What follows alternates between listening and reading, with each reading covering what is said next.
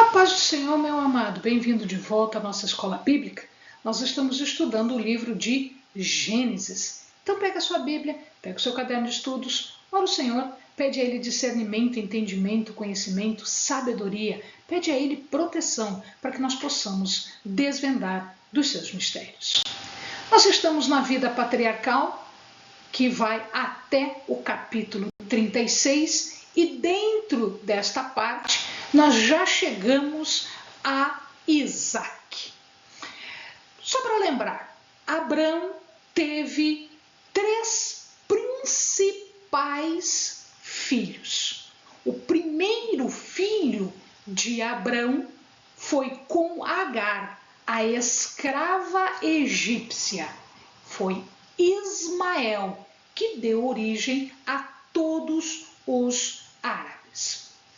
Sara, que era a sua esposa, deu origem ao filho da promessa, que é Isaac, e que dá origem a todos os israelitas. Muito bem, depois que Sara morre e que Isaac se casa, Abrão vive mais 45 anos. E um tempinho depois, ele acaba se casando com Quetura. Quetura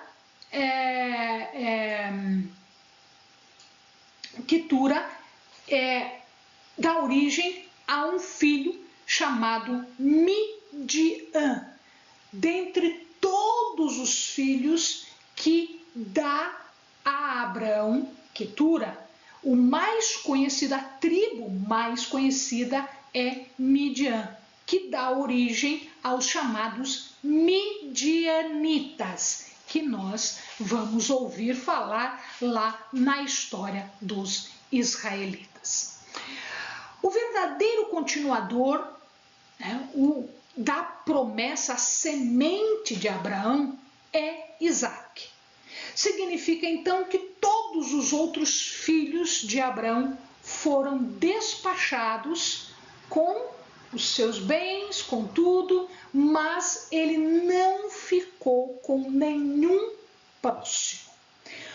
Como Sara tinha dado Agar no seu lugar para originar um filho, Ismael tem um status diferente.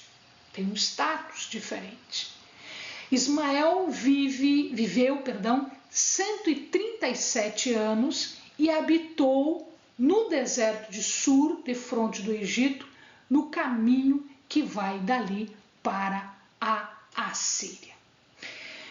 Abrão, ao morrer, abençoa Isaac. E ele é sepultado na cova, na gruta de Macpela, que nós já falamos no vídeo passado. Isaac nunca saiu da sua terra, que é chamado Eretz Israel, ou seja, a terra de Israel. Por pior que fossem as circunstâncias, ele nunca arredou o pé da terra prometida. Ele jamais abandonou a terra da promessa. Nunca. Rebeca, a sua esposa, ela engravida depois de 20 anos, porque até então ela também era estéril. Sara estéril, Rebeca estéril. Nós vamos ver depois Jacó, que teve em Raquel uma esposa estéril, E quando ela engravida, ela percebe que existia um tipo de uma luta no seu ventre. E ela não entendia aquilo, ela não sabia o que estava acontecendo. E ela questiona o Senhor, ela pergunta para Deus: Deus, o que está acontecendo no meu ventre? E Deus explica: em verdade, você está grávida de gêmeos. E eles lutam. Já no seu ventre, eles estão lutando entre si. Entretanto, o mais novo o mais novo será líder do mais velho, de tal forma que o mais velho servirá ao mais novo. Amados, eles não tinham nascido ainda, Deus já tinha dito quem era o sucessor espiritual de Isaac. Não seria o primeiro a nascer o primogênito. A primogenitura deveria ser dada ao mais novo, ao segundo ao nascer. Mas isso não era o desejo de Isaac, como nós vamos ver adiante. Quando eles nascem, Isaac tinha 60 anos ao nascerem, portanto, ele já era uma pessoa de mais idade.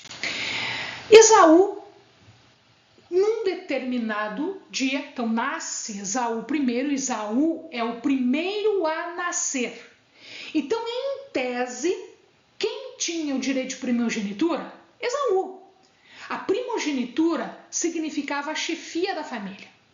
Significava duplo quinhão de herança. Mas mais importante que isso, era a bênção da promessa. A promessa passava do primogênito para o primogênito.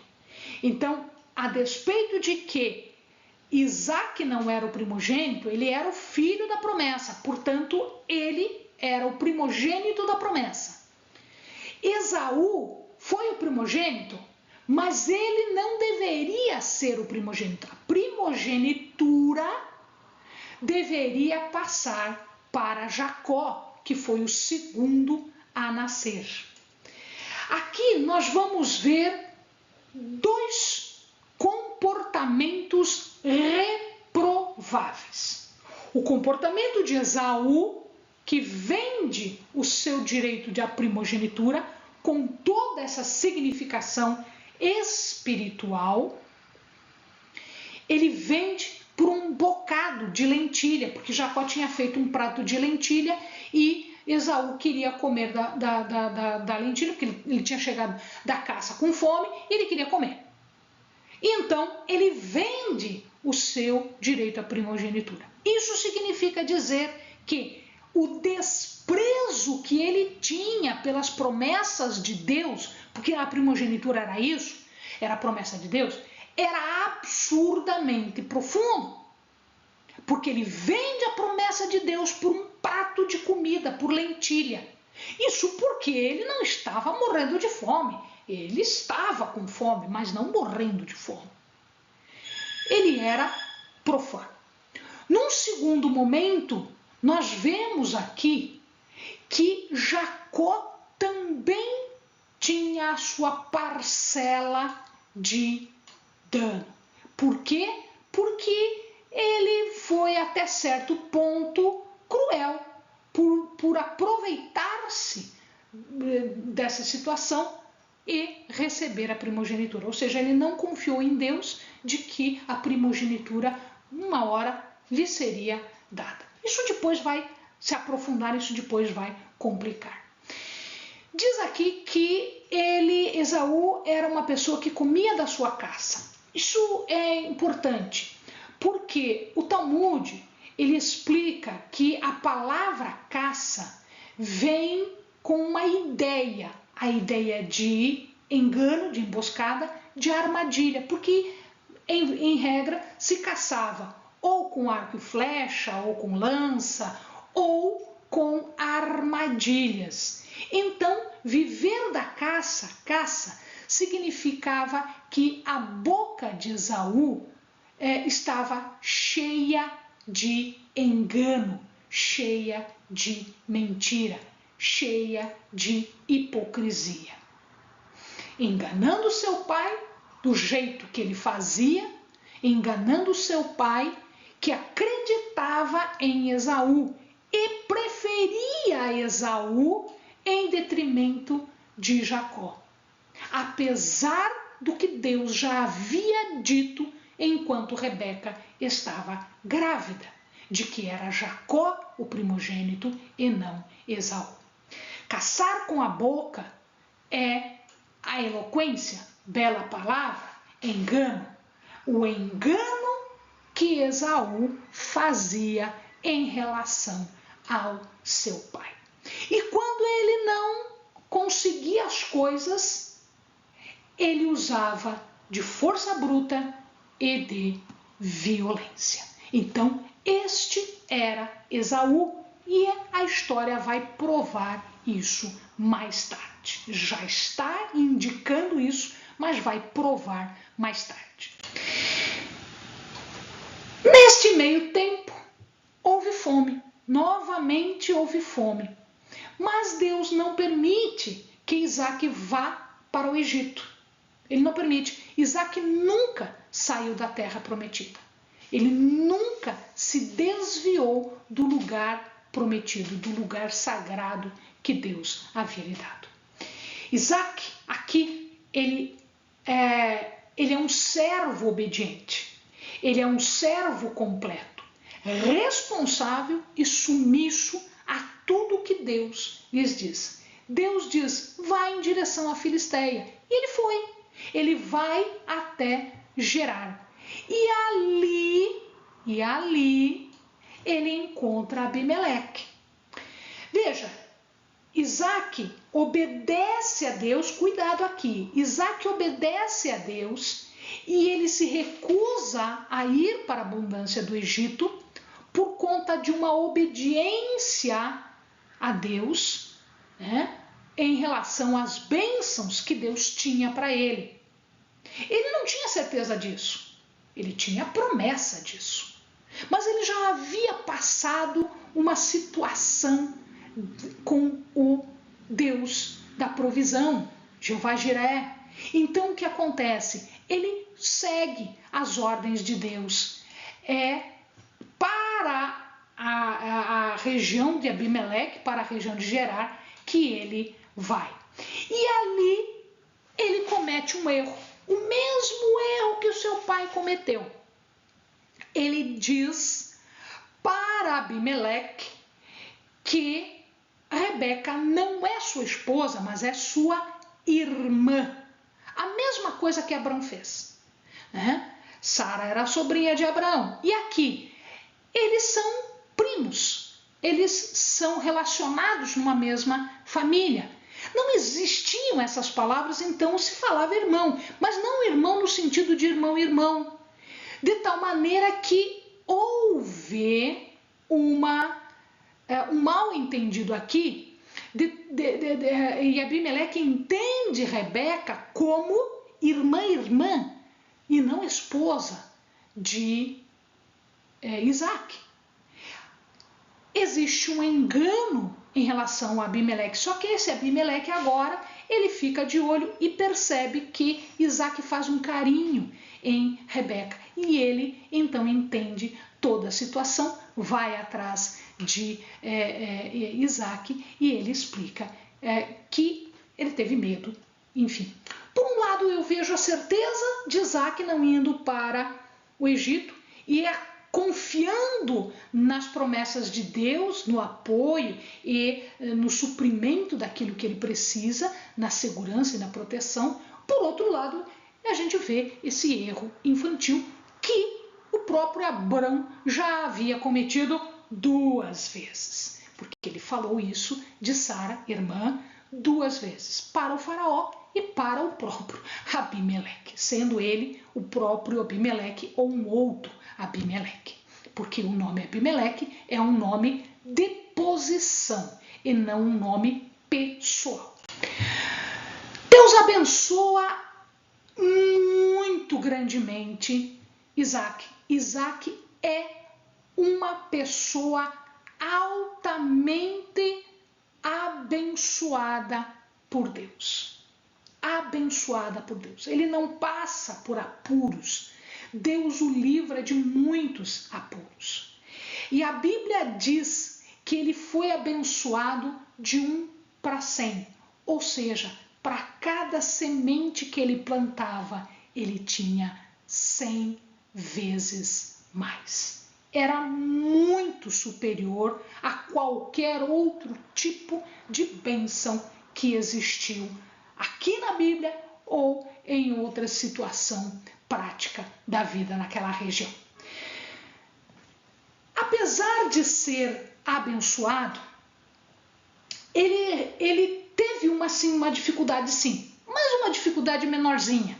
Por quê? Os pastores acabavam brigando, eles tinham ódio de Isaac. Por quê? Porque Isaac era abençoado, Isaac tinha posses, Isaac tinha muitas coisas e eles tinham inveja, e essa inveja gerou ódio, de tal maneira que eles começavam a entulhar os poços. E chegou um momento em que, não tendo razão nenhuma, eles expulsam Isaac do lugar. Não, você não deixa esse lugar e procura outro. Então Isaac volta sai daquela região, volta para o Vale de Gerar, para onde ele estava, tá? E ali ele começa a cavar poços. E esses poços, de novo, eram coisa de contenda. Não, porque esse poço não é teu, porque era nosso, isso, aquilo, aquele outro. O primeiro poço de contenda foi Ezeque, que significa contenda. O segundo poço foi Sitna, que era também contenda, que significa contenda, conflito. Quando eles cavam um poço e esse poço não é razão de contenda, dá-se o nome de Rehobote a esse poço. Esse poço não teve contenda, não teve disputa. Muito interessante, amados, olha a bênção de Isaac se estendendo no tempo. Até hoje, aquilo que Isaac fez lá, nós temos benefícios hoje. Este lugar, Rehobote, é o lugar onde se construiu o maior centro científico de todo o Oriente Médio. Está aqui a fotografia. Nesta região que era o Poço de Rehobote. É aqui o lugar do Instituto Weizmann, que foi feito próximo aonde se imagina que estava o Poço de Rehobote. O poço onde não houve contenda, gerando água, gerando a bênção, gerando aqui frutos para a posteridade. Tal era a situação de Isaac, tal era a bênção de Isaac. 1%, 100% de bênção vindos de tudo que Isaac tocava. Em Berseba, ele vai cavar um poço e ele vai edificar um altar. E Abimeleque, agora, vendo as bênçãos, procura Isaac para renovar uma aliança. É um incremento da aliança que o próprio Abimeleque fizeram com Abrão. Você lembra lá atrás no vídeo passado. Eles fazem um banquete, fazem sacrifícios e aqui ele vai cavar um poço que ele chama de Seba.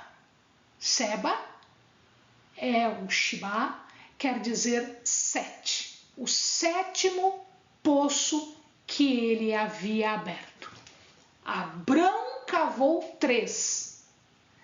Isaac cavou 4. Significa então que fechou-se o número 7 da perfeição. O local ficou conhecido como Beersheba, que depois passou a chamar-se Berseba, que nós já citamos antes. Citamos antes porque esse nome já era conhecido quando o livro foi escrito. Então, surge daqui. Esta é a razão do nome do local. E esta é a bênção do nome do local. E ali ele edifica um altar. Um altar em Berseba.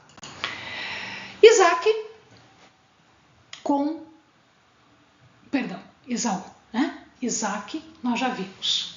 Depois nós vamos ver a história seguinte de Isaac com os seus filhos, né?